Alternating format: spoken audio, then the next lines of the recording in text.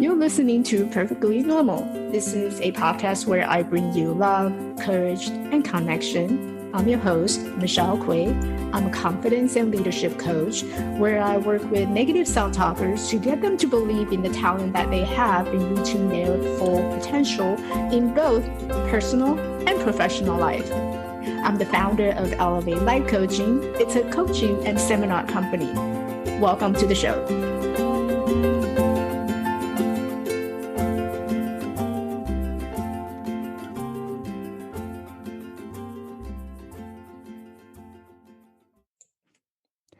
Hi, everybody. Welcome to this week's episode. Happy Thanksgiving. When I'm doing the recording, this is actually Sunday, so we're getting ready to start a new week. This week, let's talk about Imposter Syndrome. This word just came up to my mind because throughout the years, one of the specialty that I'm covering is really about negative self-talk. It's that constant nagging voice of how we're not good enough and we're not pretty enough. We don't have enough money. It's that word of not being enough that constantly coming up and surfacing every now and then that causes us to feel unmotivated, not inspired, just don't want to move forward in our lives. Now, a lot of people, I get this question asked a lot. So there's been a number of podcasts that I have been invited to. And generally, people would like to know how do you overcome the imposter syndrome? And there's a big distinction between the imposter syndrome versus your negative self-talk. So negative self-talk, every single one of us, I kind of feel this is important to address it right now because especially if we're heading into the new year and, with all the changes that's happening this year, there's probably a lot of people are sitting at home or they're looking into the future and they're not sure exactly where to go or what to do next, what is their next step.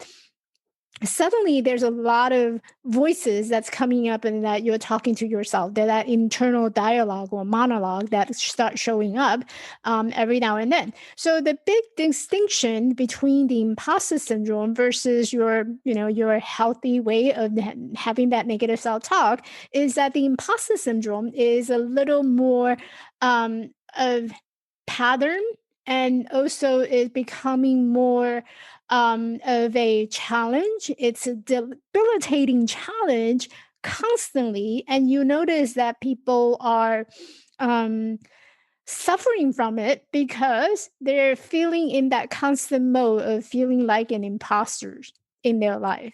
No matter what areas or what aspects of their life, suddenly they don't feel that they can celebrate their success. They always feel like they're a fraud. They feel that, whatever that the achievement that they have accomplished, it's just not good enough. And that is where people get confused with the negative, the everyday negative self-talk that we all have.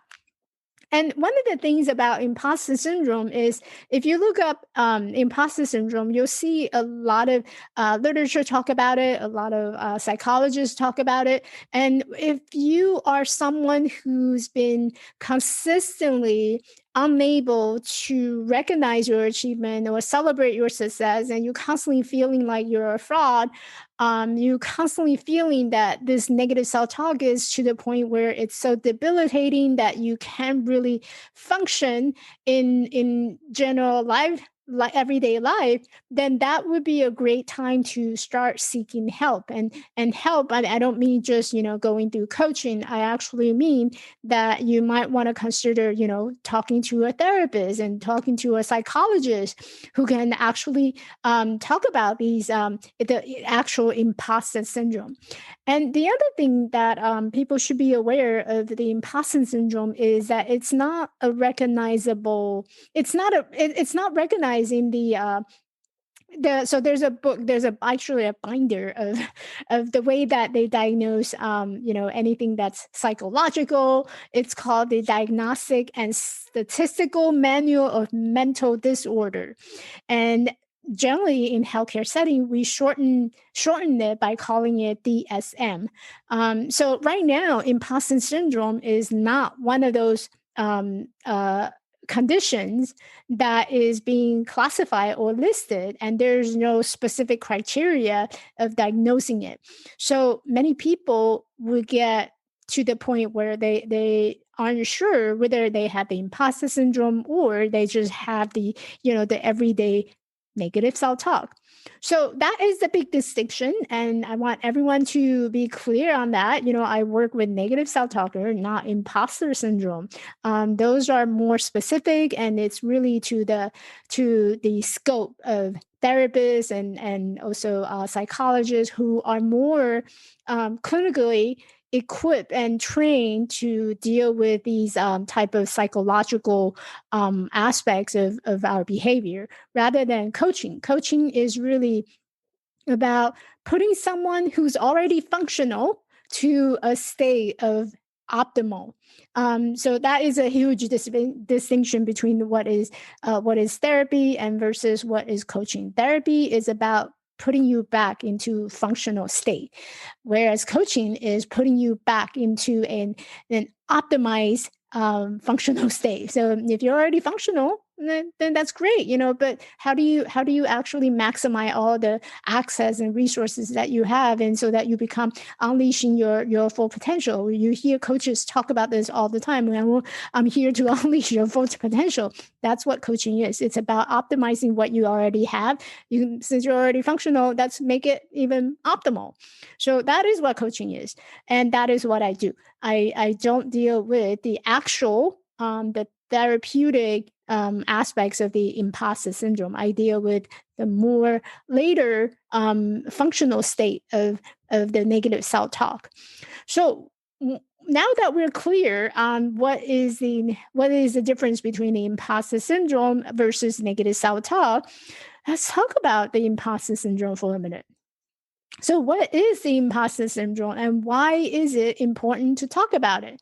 So, generally, just by looking at all the things that you do, if you're someone who has a lot of negative self-talk, understand that imposter syndrome is like having the negative self-talk to the next level, to the level of expert. So this person who is with the imposter syndrome, they generally have a sense of fraud or being a fraud, being like, they feel like they're being a fraud.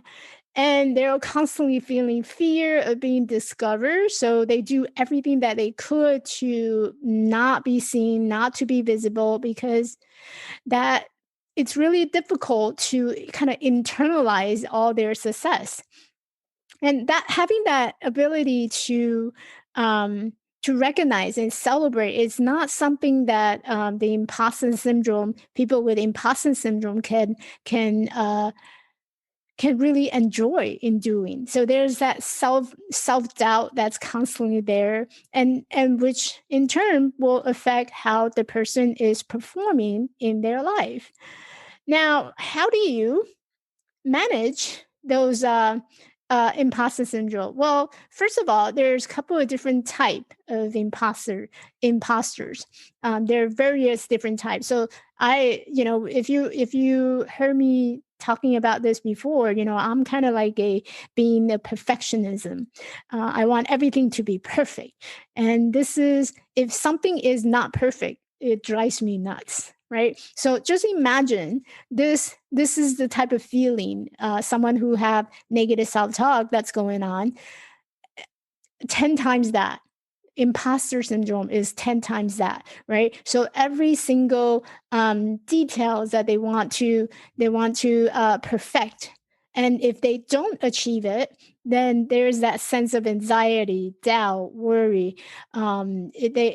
Especially if they set up their goals and they're unable to achieve it, they focus a lot on, what is it I can do to perfect it, and what can I do to make it even better. So that's one type of imposter syndrome. And then there's also other type. There's people who really enjoy working by themselves.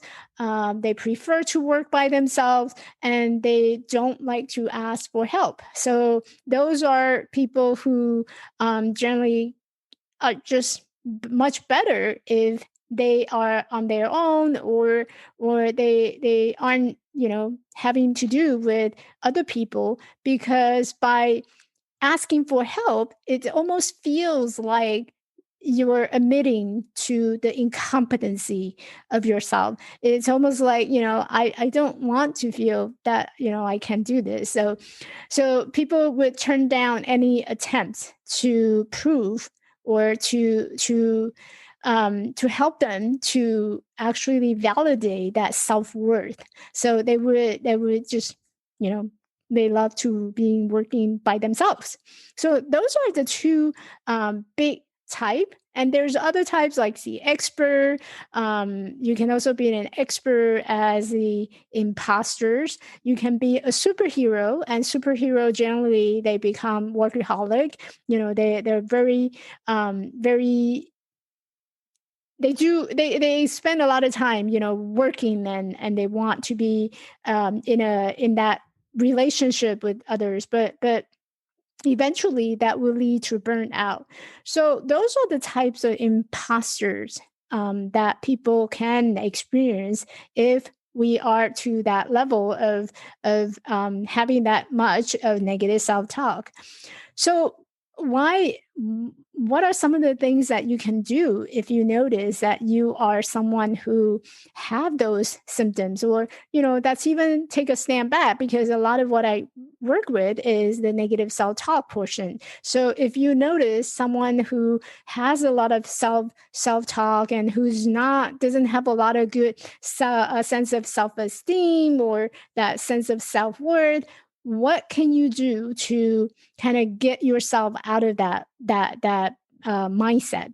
And one of the very big and helpful way of tackling these self-talk is, number one, and I've talked about this in the past podcast all the time, is that first of all the words that you say to yourself matters, right? And I think I was just in a book club earlier today, and I was sharing that, some of us, we walk into a book club, and here we are, we haven't even finished the book, and I need to do this, and I feel ashamed by going to a book club and didn't even finish my book. And that's generally the mindset, the mentality, the feeling that someone is walking in. And I'll admit it, I actually didn't. So I had a book club. I'm having this monthly book club every month on the last Sunday of the month. And this book club is only for women. I'm only inviting women to come to this book club. No men allowed. And there's a reason for that. So those of you who attended my women's book club, you know that this particular one, I was very intentional. I want to support women. I want to put women together in the same room, because I believe that the energy that we have in the same room is very different when you have men coming in just mixing that whole vibration is all. And I want this to be a safe place for women, where we can be vulnerable. We can talk about things. We can share our insight. We can cry together. We can laugh together. So I was very intentional in putting together this book club that I have every month. And I just had the November meeting this morning. And thank you for all the women who have showed up. It was really amazing. We had a great conversation. So during the book club, I picked a book, and I'm supposed to be reading it. And this book, this month, we picked On Tam by Glennon Doyle. It's a great book. I highly recommend all my women friends out there, if you're interested, or if you're looking for another book to read, to pick up. That's a great book to pick up if you haven't already done so. The story is really short. She had written it by sections and topics and small bits and pieces of her life, and she's telling us, doing a storytelling in that book. So I really enjoyed reading that book. Now, the thing is, the book club is meeting today, and, I had a lot of things going on in my life, and I actually had to schedule my time to read in my calendar. I kid you not. I actually have to write it down on my calendar. Today, I'm going to read. I had to block it out from my calendar in order to make it happen. That's how much time I have. And so I end up not being able to finish that whole entire book by today. I still have a few more pages left. I believe I have about 70 or 80 pages left. So it's still quite a bit. So I came to I started the book club, and here I am. I'm sitting in the meeting. And normally, right? Normally, I would say to myself, well, Michelle, you should feel ashamed about yourself, because here you are, you're sitting in the book club, you're hosting this book club, and you didn't even finish reading the book. How dare you to think that you are able to host this type of meeting without even finishing the book? How are you going to talk about this book if you didn't finish, right? So that was normally my idea, or the way that I'm speaking to myself. It makes me feel guilty. It makes me feel ashamed that, maybe this is not something that I want to do. And every time when I have that idea, when I have that thoughts about, you should feel ashamed, you should feel guilty about not reading the book, it makes me feel unmotivated, and makes me feel doubting that whether or not I want to have a book club, whether or not, I'm going to make this book club really successful. So I'm sitting there. I was sitting there, I started meeting, and there's like people trickling in, and I'm waiting for everyone to show up. And as I'm talking and describing, where I was on that book, there's other women who volunteer and who share, I didn't finish the book either. And my woman book lover from the book club, she immediately, she was being very vulnerable, and she had said that, I didn't finish the book, I feel bad, and here I am.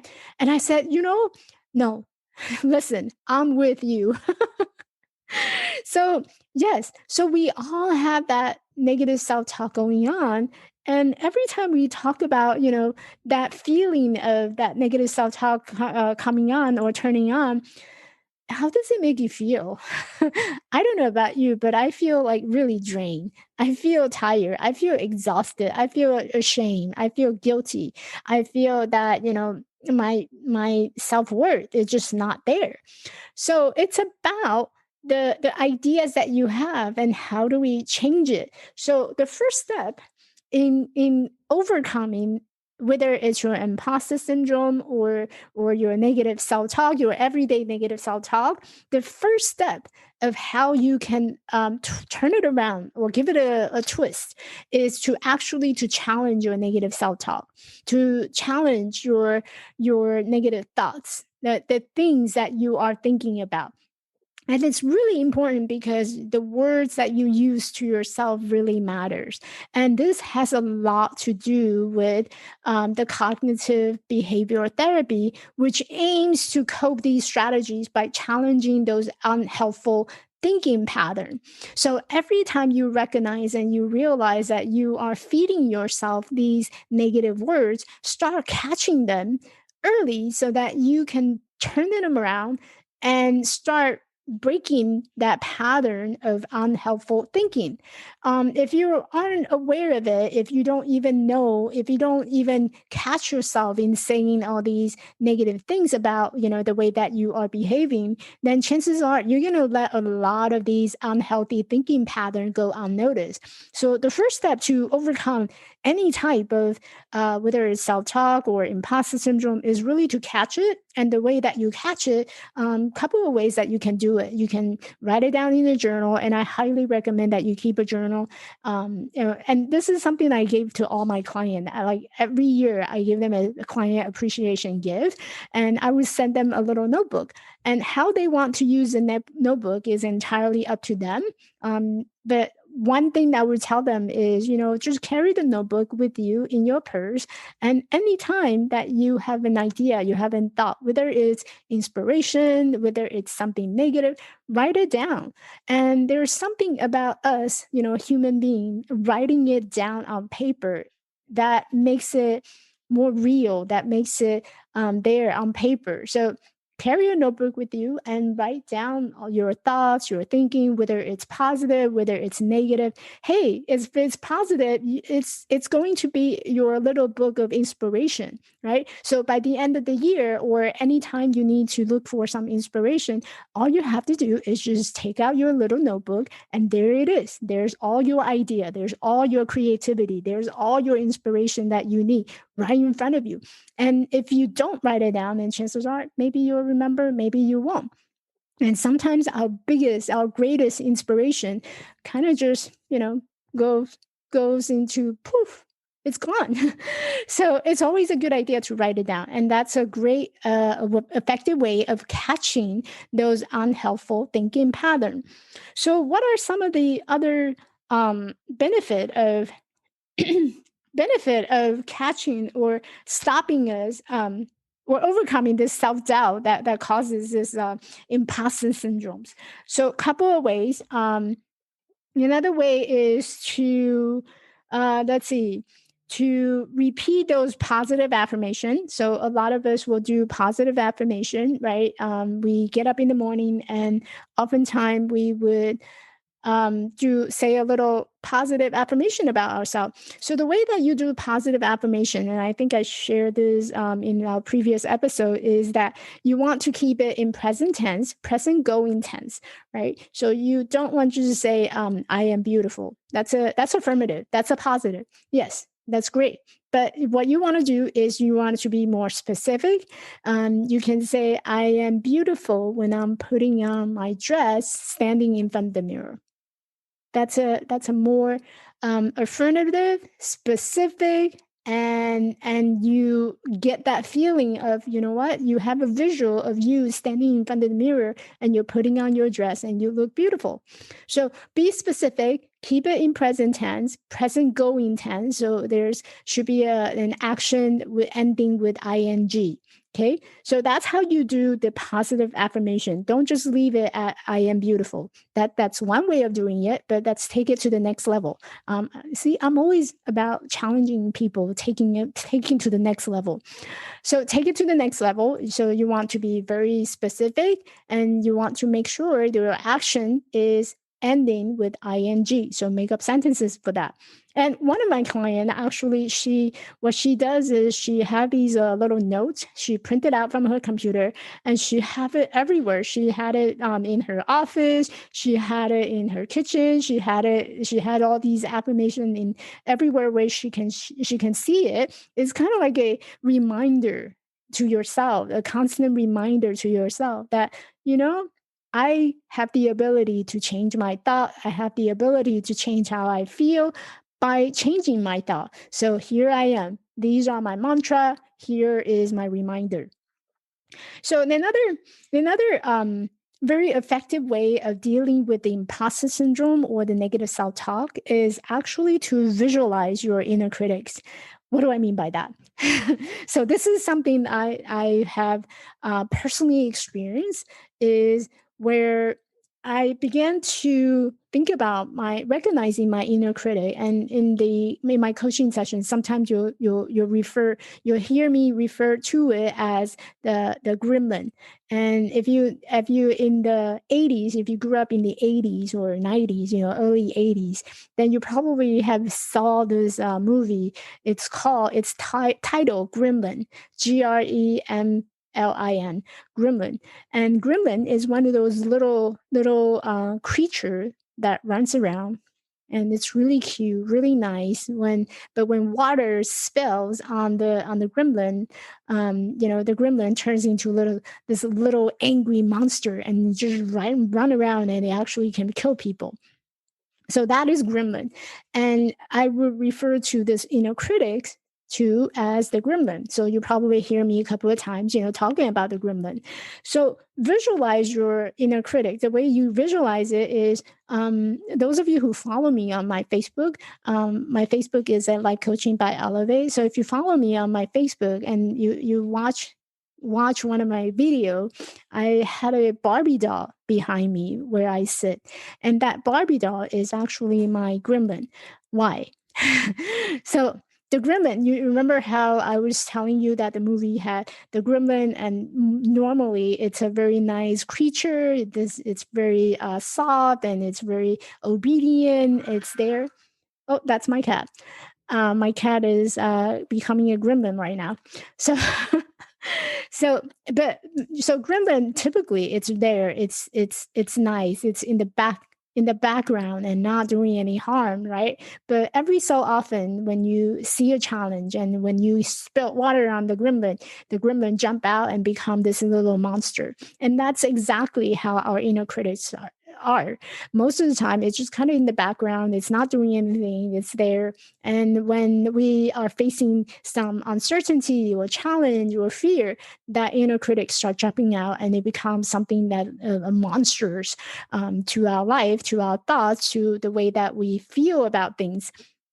So that is an inner critic. And one thing that I've learned through my journey is by visualizing it, or by actually make it into something that you can see, you can touch, you can feel, it becomes, the power it has over you become less. So you're no longer feeling that overwhelming power from the inner critic every time you show up. You actually have the ability to look at it, and you know that it's actually not you. Who you are is perfect. Who you are is amazing. Who you are is absolutely a whole, one piece, right? So with that idea, I decided, I'm gonna turn my inner critic into this Barbie doll. Why Barbie doll? Because for the longest time, I keep thinking that I am not good enough because physically, I am not good enough. Physically, I'm not normal. I walk with crutches, I'm sure there's nothing that you look at me would consider me as normal. And that's how I saw myself in the mirror. That's always been how I criticize and talk to myself, that you are not normal. So, so the perfect version of me would be this Barbie doll who's perfect, beautiful, skinny, and the limbs are really, really long, and she's not walking with crutches. So that was my idea of my ideal of what it means to be normal, what it means to be perfect. And yeah, my cat is really getting my attention right now. So I apologize for, you hear the cat noise. This is the good thing about working from home. Um, so I turned this inner critic into the Barbie, and I realized that this Barbie, this perfect being, it's not me. So I kind of separate out myself versus the inner critics. So now I have a visual in front of me with that inner critic. So I can look at my inner critic and talk to it. And this is something very strange, which I do. Sometimes I talk to my inner critic. And the way that I talk to my inner critic is as if my inner critic is my friend. I know you're here. I know you're throwing your tantrum. I know you want my attention, but here I am. I'm about to do something really absolutely amazing. So here you are. I'm going to need you to get back to my backseat and stay there, right? So that's how you talk to your fear, you talk to your inner critic, that you talk to your negative self-talk. And here you are. You have full control of the direction that you want to head to. You have the full control of your ability to decide what is best for you based on your authenticity, based on the decision or the connection or the relationship that you want to build. So you no longer allow this inner critic to control or dictate how you are feeling, what you're thinking, and what is it about you are about to do. So that is a very powerful way, at least to me, in terms of untaming. I don't have any better word than, from the book that I just read, that you untame this inner critics. And so those are the three things that I wanted to share with you, is by how do you overcome that imposter syndromes, right? So again, imposter syndrome is very different than from our regular everyday negative self-talk. The imposter syndrome is really 10 times of our negative self-talk. It's to the point where it's not healthy. And it's just not very motivated, and you probably feel very burned out. You worry all the time. You have that self-doubt. It's a lot more exaggerated symptoms than just the negative self-talk. So how do you overcome that? So in this earlier, I have shared three way of how you can deal with it. The first one, to challenge your negative thoughts, catch it and turn it into build a habit of how you might be able to catch those unhelpful thinking patterns. And the more that you're able to catch it, the better you become to be able to reframe it. And the way that you reframe it is you can start using these positive affirmation, right? Standing in front of the mirror or throughout the day, talk to yourself in a more positive and supportive way. So use your positive affirmation. And the last one that I share is to visualize your inner critic. You can create something, what does the inner critic look like to you? Maybe draw it on a piece of paper. What does it look like? Post it somewhere so that you can see it, and that that this is not you. This is not who you are. This is your fear talking. This is your inner critic talking. This is your gremlin talking. It's not who you are. And who you are is absolutely perfect and an amazing person. And here you are, you're about to do something great that's worth celebrating. So that's how you do it, how you overcome these negative self-talk, and also start working with your imposter syndrome. So I hope this is a helpful episode for you, especially those of you who's been thinking about, how do I overcome this negative self-talk, and how do I overcome this imposter syndrome? And those of you who aren't clear what is the difference between the negative self-talk versus the imposter syndrome, hopefully after this episode you have more clarity around, at what point do I seek the therapy help, and at what point, do I need the coaching? How much does the coaching can do for me, and versus, at some point, what do I need to do do I need therapists? So there's a big distinction between the two, and we work collaboratively. So there's a therapist whom I'm be working with, and we pretty much do all the referral all the time. When there are some clients that she felt they're ready to go out to the world. So now we're ready for coaching. And she would let me know that, this patient of mine needed more coaching now. So can you help? And that's where I start jumping in as a coach to get that person to a more optimal state. Whereas me, if I come across any clients who needs more of a therapist type of work that is deeper rooted into their past, that I am not trained, and that it would be unethical for me to actually go down to the route of the therapist to play the role of the therapist. Those are the type of patients or those are the type of clients I will refer out to the therapist. So therapy and coaching play hand to hand. So hopefully I clarified some of the confusion between the imposter syndrome and the negative self-talk for you. And everyone, have a great, wonderful week, and we shall continue again next week. Hey, thanks for listening. In order for this conversation to continue, I would like to invite you to join my private Facebook group, The Confidence Lab for Remarkably Courageous People.